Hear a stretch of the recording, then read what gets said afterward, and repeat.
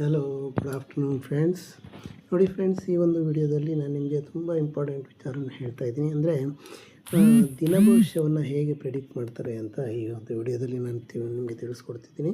So first time ನನ್ನ ಚಾನಲ್ಗೆ ಬಂದಿರೆ ದಯವಿಟ್ಟು ಸಬ್ಸ್ಕ್ರೈಬ್ ಮಾಡ್ಕೊಳ್ಳಿ, ಯಾಕಂದರೆ ಈ ಥರ ವಿಚಾರಗಳನ್ನು ನಾನು ಮತ್ತೆ ವಿಡಿಯೋ ಮಾಡಿ ತಿಳಿಸ್ಕೊಡ್ತಾ ಇರ್ತೀನಿ ಅಂತ ಹೇಳ್ತಾ ಬನ್ನಿ ಫ್ರೆಂಡ್ಸ್, ಈ ಒಂದು ವಿಡಿಯೋನ ಶುರು ಮಾಡೋಣ. ಫಸ್ಟ್ ಆಫ್ ಆಲ್, ನಿಮ್ಮ ಚಂದ್ರ ಯಾವ ರಾಶಿನಲ್ಲಿರ್ತಾನೆ ಅದರ ಮೇಲೆ ಇನ್ನು ದಿನ ಭವಿಷ್ಯವನ್ನು ತಿಳಿಸ್ತಾರೆ. ಫಾರ್ ಎಕ್ಸಾಂಪಲ್, ನಿಮ್ಮ ಒಂದು ಚಂದ್ರ ಮೇಷರಾಶಿನಲ್ಲಿದ್ದಾನೆ ಅಂತ ಇಟ್ಕೊಳ್ಳಿ. ಸೊ ಚಂದ್ರ ಅಂದರೆ ಸಿ ಅಂತ ಹಾಕ್ತೀನಿ. ಮೇಷರಾಶಿನಲ್ಲಿದ್ದಾನೆ ಅಂತ ಇಟ್ಕೊಳ್ಳಿ.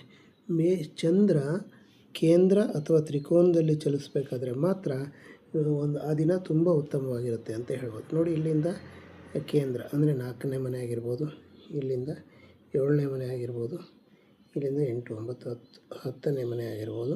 ಚಂದ್ರ ಈ ಮನೆಗಳಲ್ಲಿ ಚಲಿಸಬೇಕಾದ್ರೆ ಮತ್ತು 5ನೇ ಮನೆ ತ್ರಿಕೋನ, ಮತ್ತು 9ನೇ ಮನೆ ನೋಡಿ, 9ನೇ ಮನೆ ಧನುರಾಶಿ, ಹೀಗೆ 1ನೇ ಮನೆ ಕೇಂದ್ರನೂ ಸಹ ಆಗುತ್ತೆ ಇದು.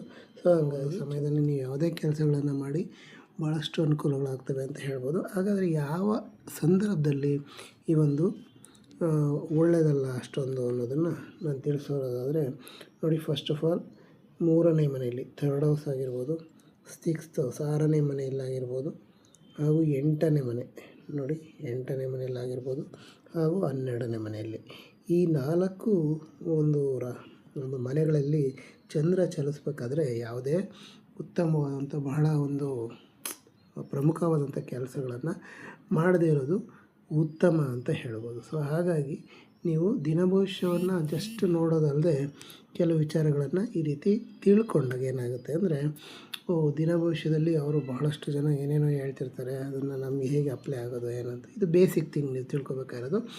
ಇದರ ಜೊತೆಗೆ ನಿಮಗೆ ಆ ಒಂದು ಪ್ಲ್ಯಾನೆಟ್ ಕಾಂಬಿನೇಷನನ್ನು ತಿಳ್ಕೊಬೋದು. ಅಂದರೆ ಸೂರ್ಯನ ಜೊತೆ ಇದ್ದಾಗ ಹೇಗೆ ಪರಿಣಾಮ ಬೀರುತ್ತೆ, ಮಂಗಳನ ಜೊತೆ ಇದ್ದಾಗ ಹೇಗೆ ಪರಿಣಾಮ ಬೀರುತ್ತೆ, ಗುರು ಜೊತೆ ಇದ್ದಾಗ ಹೇಗೆ ಪರಿಣಾಮ ಬೀರುತ್ತೆ, ಹಾಗೂ ಶುಕ್ರನ ಜೊತೆ ಇದ್ದಾಗ ಹೇಗೆ ಪರಿಣಾಮ ಬೀರುತ್ತೆ, ಹೀಗೆ ಪ್ರತಿಯೊಂದು ಪ್ಲಾನೆಟ್ಸನ್ನು ಒಂದು ನೋಡ್ಬೋದು.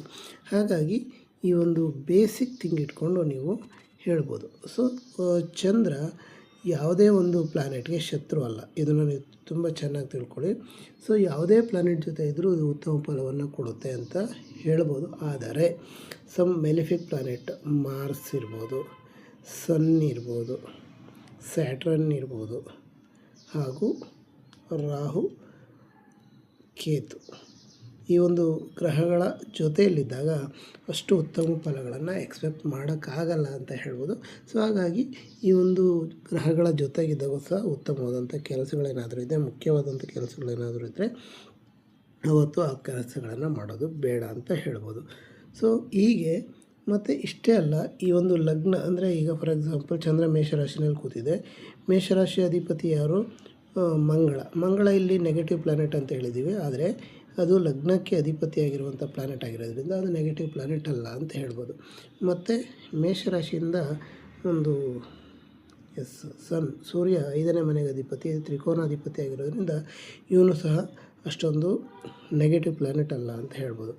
ಮತ್ತು ಶನಿ ನೋಡಿ, ಶನಿ ಇಲ್ಲಿ ಬಂದು 10 ಮತ್ತು 11ನೇ ಮನೆಯನ್ನು ಆಳ್ವಿಕೆ ಮಾಡ್ತಾ ಇರೋದ್ರಿಂದ ಇದು ಕೇಂದ್ರ ಮತ್ತು ಲಾಭಸ್ಥಾನ ಆಗಿರೋದ್ರಿಂದ ಶನಿನೂ ಸಹ ಅಷ್ಟು ನೆಗೆಟಿವ್ ಪ್ಲಾನೆಟ್ ಅಲ್ಲ ಅಂತ ಹೇಳ್ಬೋದು. ಆದರೆ ರಾಹು ಕೇತುಗಳು ಮಾತ್ರ ನೆಗೆಟಿವ್ ಪ್ಲಾನೆಟ್, ಇನ್ನು ಯಾವುದೇ ಒಂದು ಪ್ಲಾನೆಟ್ ಜೊತೆ ಇದರಲ್ಲಿ ನೆಗೆಟಿವ್ ಅಂತ ಹೇಳ್ತಾ ಈ ಒಂದು ವಿಡಿಯೋನ ಮುಗಿಸ್ತಾ ಇದ್ದೀನಿ ಫ್ರೆಂಡ್ಸ್. ವಿಡಿಯೋ ನಿಮ್ಮೆಲ್ಲರಿಗೂ ಇಷ್ಟ ಆಗಿರುತ್ತೆ ಅಂತ ಭಾವಿಸ್ತೀನಿ. ಇಷ್ಟ ಆಗಿರುತ್ತೆ ಒಟ್ಟು ಲೈಕ್ ಮಾಡಿ, ಕಮೆಂಟ್ ಮಾಡಿ, ಹಾಗೂ ಶೇರ್ ಮಾಡಿ. Thank you very much. Have a nice day.